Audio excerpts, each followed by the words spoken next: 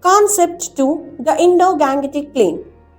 The Great Indo-Gangetic Plains were formed by the Himalayan rivers Indus, Ganga, and the Brahmaputra and their tributaries.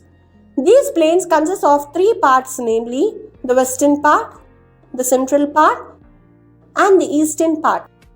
The western part of the plain was formed by the river Indus and its tributaries, the Jhelum, the Chenab, the Ravi, the Beas, and the Sutlej.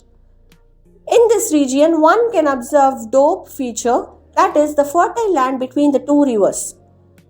The central part. The central part is referred as the Ganga Plain and it is distributed in Uttar Pradesh, Bihar, Jharkhand, and in some parts of Haryana.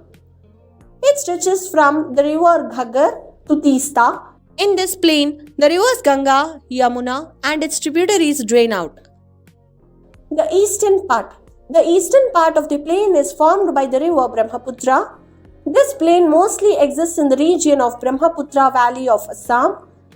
At the foothills of Shivaliks, we can observe the feature of Bhabar, that is, the Himalayan rivers deposit the gravels and pebble stones in narrow belt of width 8 to 16 kilometers.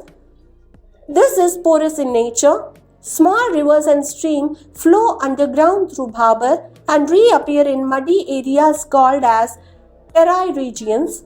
These terai regions are mostly used for agriculture.